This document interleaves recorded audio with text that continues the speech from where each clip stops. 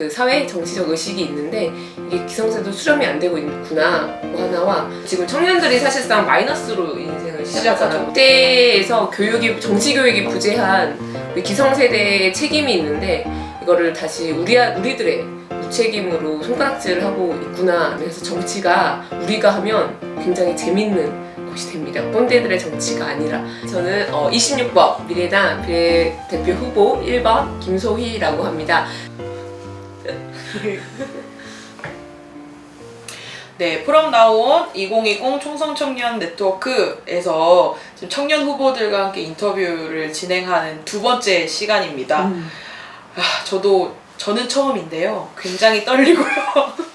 저도 처음인 것 같아요. 맞아요. 총선 청년 네트워크에서 활동하고 있는 마포 청년들 모임의 차혜영입니다. 와. 제가 오늘 사회를 볼 거고 옆에 계신 분이 후보님이신데 너무 밝으시죠? 자기소개를 직접 더 잘하실 것 같아서 네. 후보님 소개 직접 해주시죠. 네. 저는 26번 미래당 비례대표 후보 1번 김소희라고 합니다. 지금 미래당 공동대표도 같이 하고 있고요.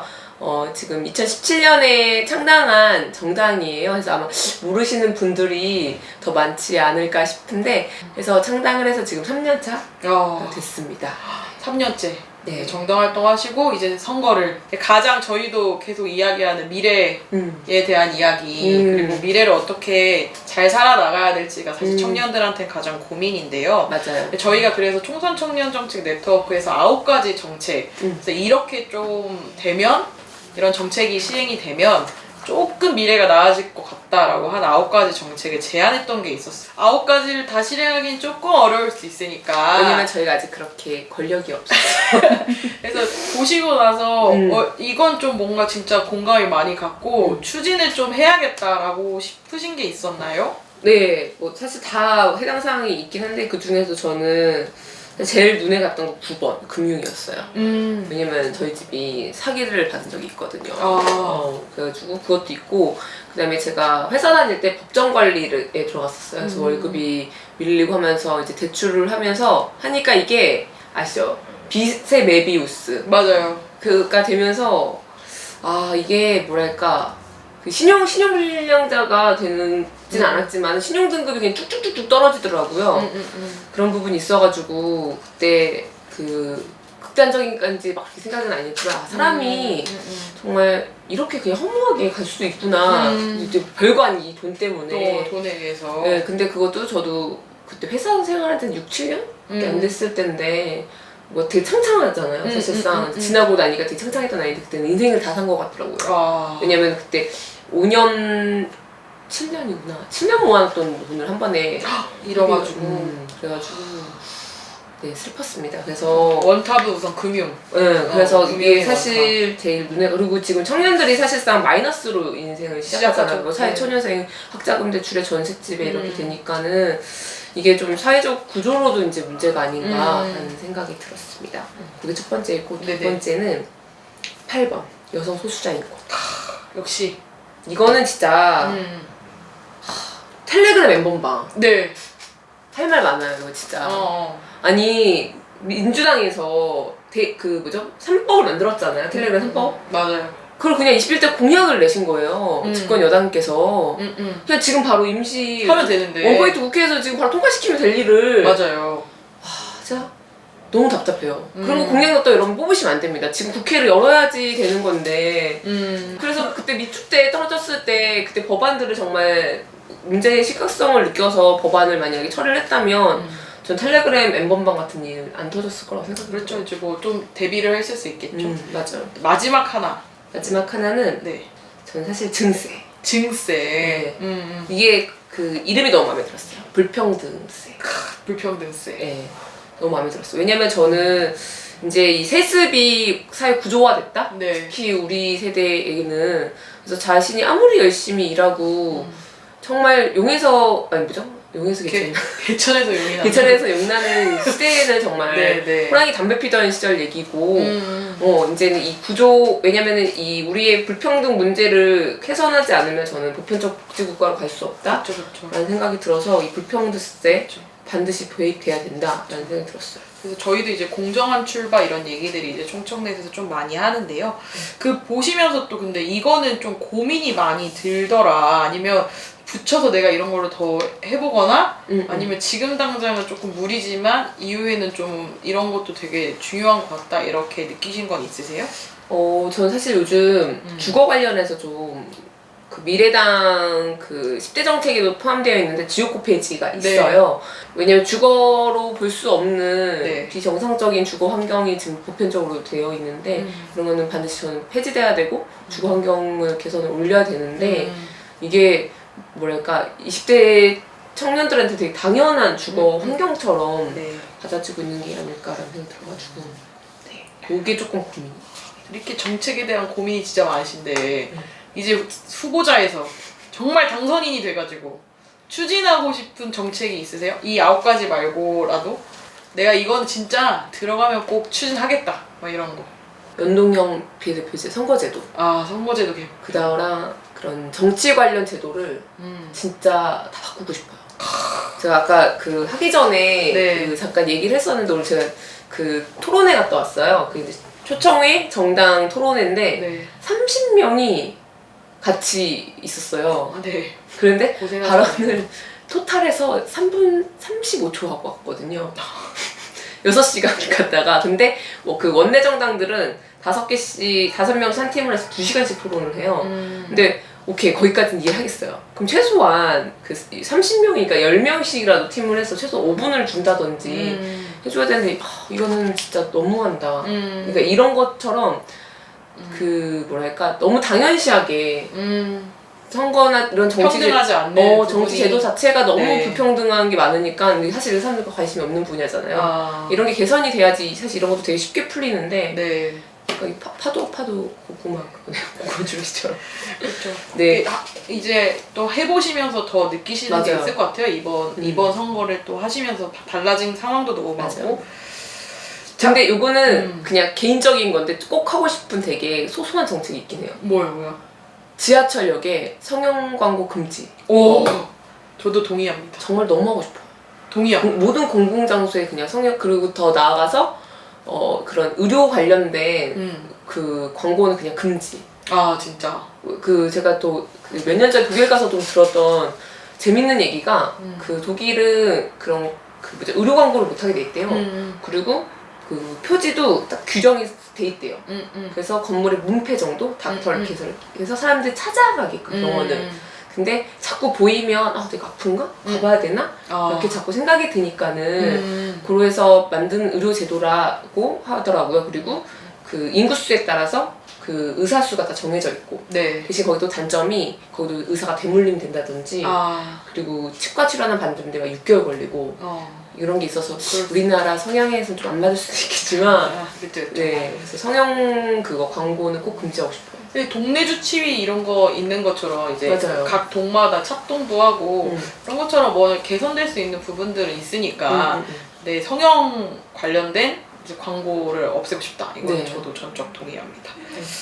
자, 이제 이렇게 하고 싶은 것과 이야기를 많이 해주셨는데 저희가 이제 원포인트로 어려운 질문 하나 드려야 될 것 같아가지고 눈빛이 갑자기 바뀌셨어. 그렇죠. 원포인트 질문. 아까도 이야기했지만 이제 청년정당 그리고 미래를 위한 청년들의 미래를 위한 정당이다 이렇게 이야기를 하셨었는데 그리고 그가 이제 청년 운동이나 청년이라고 하는 게 2030에 국한 되게 보통은 이야기를 했었는데 요즘 이제 다른 정당이나 또 45세 이렇게 해가지고 2040 이렇게 넘어가는 것들을 좀 하시더라고요. 미래당에서도. 그래서 그래가지고 그 부분이 청년의 제가 되게 조신해졌습니다. 정치 영역에서 청년의 나이를 40대까지도 본다는 것. 그것에 대해서 어떻게 생각하시는지 듣고 싶습니다. 알겠습니다. 3명의 기회를 주셔서 감사합니다. 저희 10대 정책 보고 말씀하시는 것 같은데 거기에 그 정치 세대교체 369법이 있어요. 그 여성할당제가 있는 것처럼 비례대표에 13 호수번이 여성 의원으로 되어 있잖아요. 그런 것처럼 그 369의 배수에 그 연령을 할당하자라는 취지예요. 근데 그 국제적으로 그 청년 의원의 규정이 만 45세더라고요. 네. 그래서 우리나라도 보니까는 만 45세까지도 6% 네. 조금 넘는 거예요.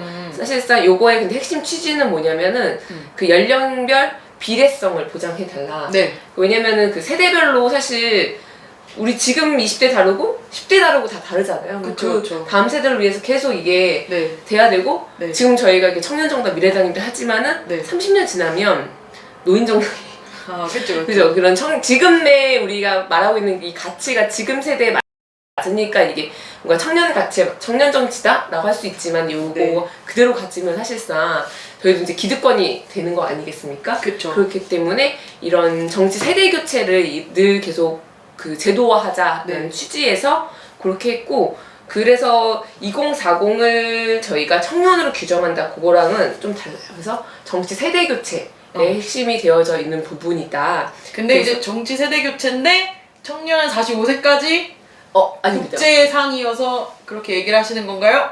아닙니다. 네. 근데 45세까지 우선 청년이라고 국제적으로는 기준이 되어 청년 있지만, 의원이 네. 있지만 네. 근데 우리 또 한국 사회에서는 청년 기본법이라고 그쵸. 만 34세가 청년 아닙니까? 그래서 이거를 네. 자꾸 이렇게 오해하시면 안 되는 게 저희가 여기서 말하고 싶은 거는 정치 세대 교체. 왜냐면은 저희도 해보니까 이게 권력을 잡고서는 네. 놓기가 쉽지 않아요.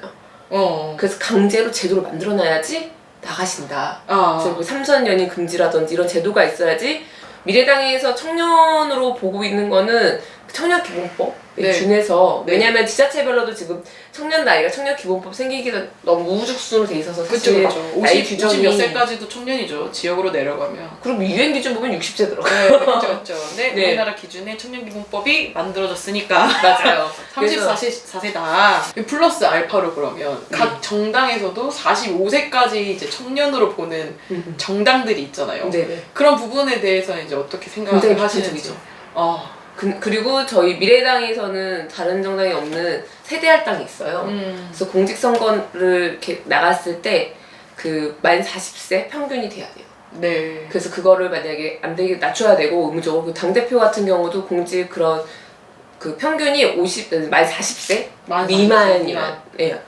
여기에서 팩트 체크를 하면 미래당은 팩트 청년의 기준을 2040을 보지 않고 정치 세대 교체의 그 항목 정책으로 그걸 얘기한 것이다. 그 얘기를 2040이라고 한 얘기는 세대 교체. 정치 세대 교체, 세대 교체. 얘기다. 그렇답니다. 자, 되게 많은 이야기를 이제 저희 정책도 이야기 너무 좋은 거 얘기하셨고 네. 꼭 하고 싶다는 이제 당선이 되시면 하고 싶다.